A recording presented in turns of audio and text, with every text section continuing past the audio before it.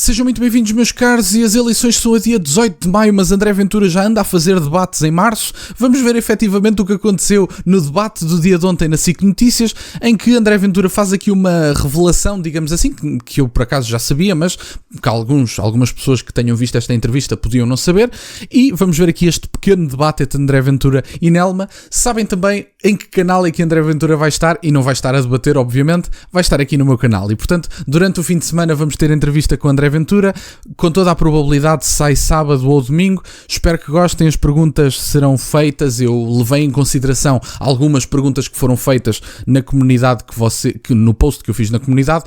Vocês fizeram centenas de comentários, ou pelo menos muitas dezenas de comentários. Eu não consegui, é impossível, obviamente, eu fazer todas as perguntas, mas eu tentei selecionar as perguntas que eram mais escolhidas por vocês naquilo que foi uma análise a olho. E, portanto, espero que fique satisfatória a entrevista e espero que gostem.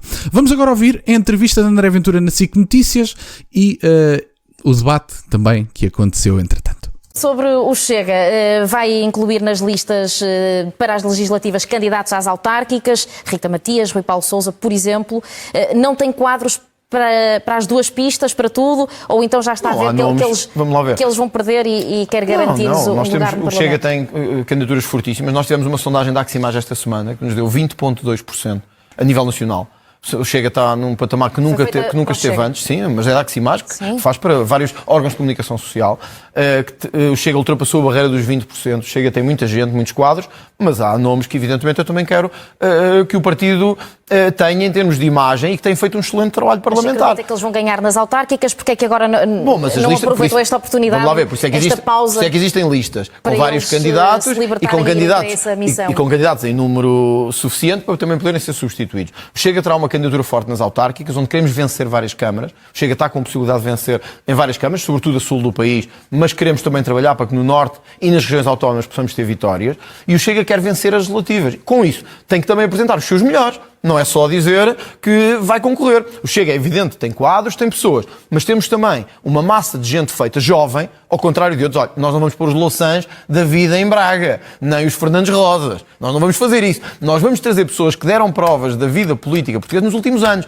A brigada do reumático antifascista, mas enfim, eu estou a ser má língua também, não é? Mas enfim, eu gostava só de deixar aqui uma nota antes de ouvirmos mais uma parte da entrevista. Fala-se da questão dos quadros e da repetição das pessoas.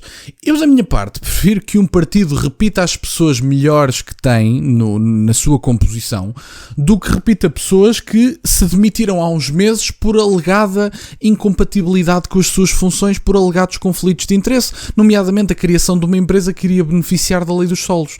Não sabem de quem é que eu estou a falar? Estou a falar de Hernani Dias, que é cabeça de lista no norte do país. E, portanto, é preferível que um partido faça alguma repetição das melhores pessoas que o próprio partido tem, como é, por exemplo, a Rita. A Rita é das melhores pessoas que o partido tem, não tenho dúvidas absolutamente nenhumas disso. E, portanto, é preferível que a Rita vá mais do que uma eleição, ou é melhor ter a Hernani Dias numa situação de estar numa lista, até como cabeça de lista no norte do país?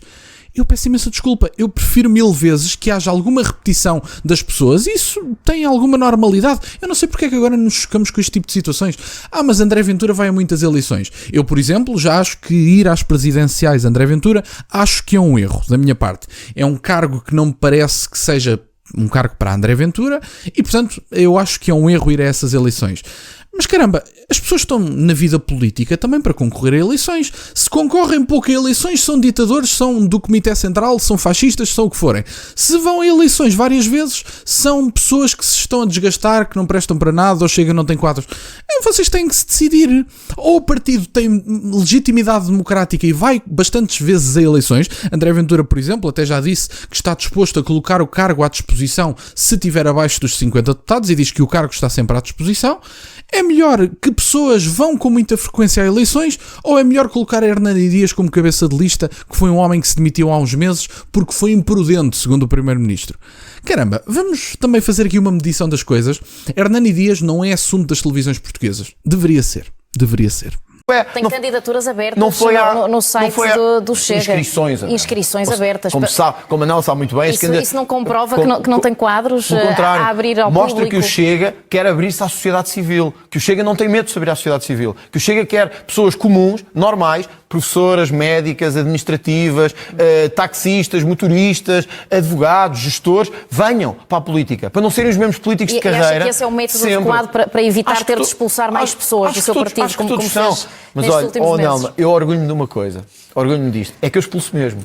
Enquanto outros mantêm os corruptos... Mas o que eu lhe estou a perguntar é como é que não os mete lá. Deixa-me só dizer isto. Enquanto outros mantêm os corruptos no seu círculo... Também é da sua responsabilidade, esse primeiro passo. Enquanto outros mantêm os corruptos no seu círculo próximo, como ainda agora vimos na Madeira com Miguel Albuquerque, como vimos com o PS na Câmara de Gaia, o PS não esconde nem afasta os seus, como vimos na Federação de Futebol, na Federação Portuguesa de Futebol, lá estava o António Gameira do PS, se fosse do Chega abria jornais em todo o país, mas lá estavam eles todos. Atitude do líder do PS e do PSD, mantê-los no seu círculo, apoiá-los e protegê-los. Atitude do André Ventura, sempre que se deparou com um cenário qualquer, de crime, de dificuldade, de menos ética, expulsão. Antes de ouvirmos esta última parte, talvez não a última parte, porque ainda são quase 3 minutos e ainda mostra mais um bocadinho, mas gostava só de deixar 2 comentários rápidos. Inscrições abertas. Elite liberal, com muita frequência. Uma das vantagens da democracia liberal é o facto da política não se transformar, diziam eles, há uns tempos atrás, já se foi a provar que isto é errado, mas que a política não seja dependente apenas de um conjunto de pessoas muito específico, poderosas, que vão herdando o poder de umas para as outras, de gerações atrás de gerações, dinheiro, influência financeira, etc. Chega, abre espaço a candidaturas da sociedade civil, pessoas defensoras da elite liberal, vocês não têm quadros? Eu não sei, sinceramente, isto é cansativo, isto chega a ser cansativo. Por um lado, querem e estão muito satisfeitos que as pessoas comuns possam participar na política, que as pessoas comuns possam intervir, ter o seu espaço, liberdade de expressão, liberdade de imprensa, todos participam. André Ventura abre inscrições para que pessoas possam eventualmente fazer parte da vida política, não tem quadros. É cansativo, chega a ser cansativo, honestamente. E depois, dizia a Nelma, bom, mas evitar pessoas más não é só reagir, é também evitar que as pessoas vão para lá e que sejam más. Eu pergunto à Nelma, como é que a Nelma evitava? Se as pessoas não tiverem currículo, como é que a Nelma vai evitar a entrada de pessoas? A Nelma tem um partido. Vou perguntar à Nelma, por exemplo. A jornalista Nelma tem um partido. O partido da Nelma precisa de pessoas. Portanto, precisa de pessoas, vai concorrer a muitas eleições no espaço de um ano e o partido da Nelma precisa de pessoas, exatamente como todos os partidos, e a Nelma tem o 3º maior partido. A Nelma vê que os partidos, que as pessoas que vêm, que até se inscrevem nesta situação e que depois eventualmente se vê se são adequadas para determinadas candidaturas ou não, a Nelma conhece as pessoas, vê o registro criminal está limpo. A pessoa parece capaz, tem histórico, trabalhou na vida, nunca fez mal a ninguém, nunca roubou nada a ninguém. A Nelma aceita essa pessoa avança como líder de uma lista do partido da Nelma. E depois, essa pessoa, passado uns tempos, comete um crime. Ou rouba um carro, ou faz coisas piores, ou rouba malas, alguma coisa do género. E a Nelma é responsabilizada. O que é que a Nelma responde? Como é que a Nelma evitava que uma pessoa cometesse um crime que só acontece depois da Nelma a meter na lista? Como é que isso acontece? Agora, por outro lado, Luís Montenegro poderia fazer uma coisa diferente da Nelma, que é, bom, Luís Montenegro poderia impedir que Hernani Dias fosse cabeça de lista no norte do país. É assim que se evita. As pessoas que têm cadastro. Ninguém tem bolas de cristal. Ninguém tem parcerias com a Maia. Ninguém sabe o futuro. E, portanto, como nós não sabemos o futuro, mais vale fazer o que está ao nosso alcance. O que é que está ao nosso alcance? Registro criminal, saber sobre o passado das pessoas, na medida do possível. E quer dizer, a única forma que haveria de conter isto seria um controle pidesco, contratar espiões ou alguma coisa do género. Portanto, eu pergunto, o que é que a Nelma faria no seu partido? Lá está. Não há mais nada a fazer. É saber o registro criminal, saber se a pessoa tem capacidades para exercer determinada função e deixá-la avançar. E se está alinhada com o projeto do partido, obviamente, o que é que se pode fazer mais? Sinceramente, estas perguntas é que fazem sempre esta pergunta porque sabem que a pergunta não tem resposta. É sempre esta pergunta. Agora os portugueses, quando chegaram ao dia 18, têm 3 candidatos a primeiro-ministro. O Luís Montenegro, o Pedro Nuno Santos e o André Ventura. E também vão avaliar a ética de cada um, que é, casos todos os partidos têm, E ninguém possa dizer que nenhum partido tem, porque todos têm. Qual é a diferença? Mas qual é a diferença? Qual é a diferença? É que há Qual é a diferença? É que há um líder que, quando tem casos, lida com eles, afasta quem tem que afastar. Mas no seu caso, e André outros Ventura, acolhem-nos e protegem-nos. Esta é a diferença de um líder. Roubava malas, outro investigado por violação, outro vice-presidente no PSD, acusado de prostituição de menores, no PSD, um ex-candidato autárquico, precisamente acusado de abuso sexual. No PSD não era malas, e no PS era mesmo gamar o país à fartazana, que foi o que aconteceu nos últimos anos. Quer dizer, no PSD não era malas nem a vendas a €1 na Vinted. Era gamar e depois distribuir pelos amigos. Milhões. Não era €1, era milhões. De menores e violação no seu partido. A Nelma lembra-se da Casa Pia de Lisboa, não lembra? Lembra-se dos abraços do PS aos amigos todos da Casa Pia. Estou a falar do Chega. Pronto, mas eu estou-lhe a dizer que é a diferença. Eu não pus nenhum... Olha, eu se calhar vou levar outro processo, mas vou dizer aqui outra vez. Nós não premiámos os arguidos da Casa Pia. Nós não premiámos os investigados com cargos políticos. Não os pusemos Presidente da Assembleia da República, não os pusemos como ministros, não os pusemos como nada. Dissemos, rua. O que é que fez o PS?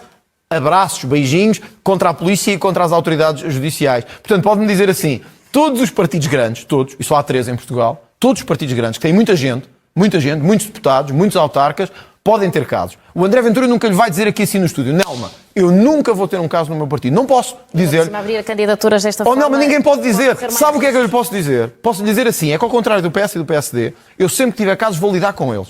Não vou fugir de si. Nem de nenhum canal, nem de nenhuma entrevista. E vou expulsar quem tiver que expulsar. Assim os portugueses ao menos veem que há um candidato a primeiro-ministro que corta a direito. E eu acho que é isso que eles querem. Alguém que corta a direito.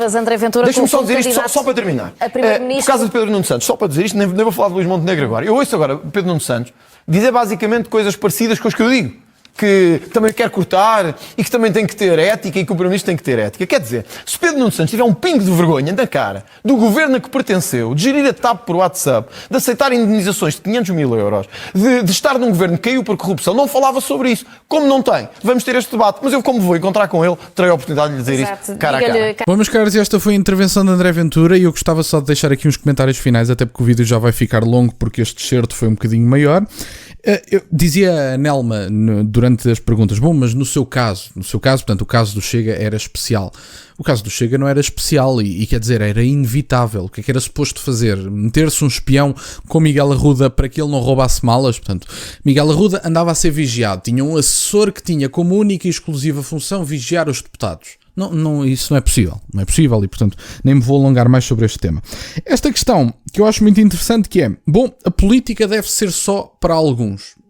Portanto, é esta a norma com que se parte para as perguntas da Nelma. A Nelma diz, bom, mas a abrir as candidaturas ou as inscrições, no caso, para tantas pessoas, isso pode ser complicado de gerir. Claro que pode, mas mesmo que não se abram inscrições públicas, o PSD, por exemplo, tem preocupações a nível autárquico muito maiores do que as do Chega e, portanto, também está aberto a um universo de pessoas enorme, muitas delas que nem estão ligadas ao partido ideologicamente, até porque o PSD, também dizer que há alguma coisa ideologicamente é difícil, mas que não estão propriamente ligadas ao PSD de forma ideológica e que avançam para determinadas candidaturas e ninguém sabe quem são e depois aparecem casos e ninguém sabe porquê. Olhem, 60 arguidos na Operação Tutti Frutti, não sei se é suficiente para vocês, mas da minha parte eu acho que é significativo.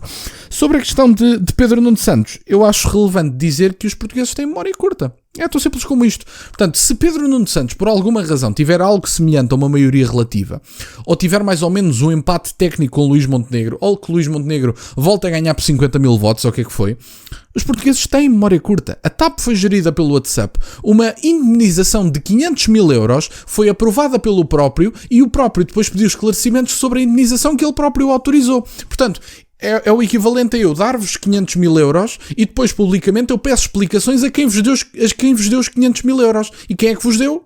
Quem é que aceitou, pelo menos, que vos dessem? Fui aqui eu. E, portanto, tenho que fazer aqui algumas perguntas. Mas, enfim, eu acho que os políticos em Portugal beneficiam muito da memória curta dos portugueses e espero que os portugueses comecem a tomar alguma coisa como o memofante para estarem um bocadinho a par do que se passa e epá, não se esquecerem das coisas ao fim do ano 2. Saberem exatamente porque é que fomos a eleições antes de Luís Montenegro vencer. Nós fomos a eleições e Luís Montenegro foi eleito numa situação em que António Costa se demitiu por incapacidade política de continuar. Portanto, não tinha condições políticas para continuar no cargo. Luís Montenegro avança com a venda da ética, como disse o Rui Tavares na RTP, e agora vamos a eleições, porque o Luís Montenegro cria uma CPI de 15 dias e durante essas eleições vai fugir a 3 debates, porque não lhe dá jeito, porque são pessoas um bocadinho tramadas de debater. As coisas estão assim. Agora, que Luís Montenegro é um cobarde, que ninguém tenha dúvidas disso, mas Pedro Nuno Santos apresentar-se como salvador da pátria depois de ter sido ministro de um governo em que primeiro se demitiu ou foi demitido porque não tinha capacidade para continuar e depois ainda por cima tem o legado de gerir a TAP pelo WhatsApp, quer dizer, eu acho que os portugueses deveriam mesmo tomar mesmo ao fante e deixar um bocadinho o futebol de parte para efetivamente se falar de política. Mas enfim, era isto que eu tinha para partilhar, meus caros. Quero-vos agradecer imenso por estarem desse lado, peço-vos só o gosto neste vídeo e que subscrevam o canal. Tem as minhas redes sociais e o MBA na descrição para o caso de quererem fazer alguma doação e nunca se esqueçam, meus caros, questionem tudo. Até à próxima.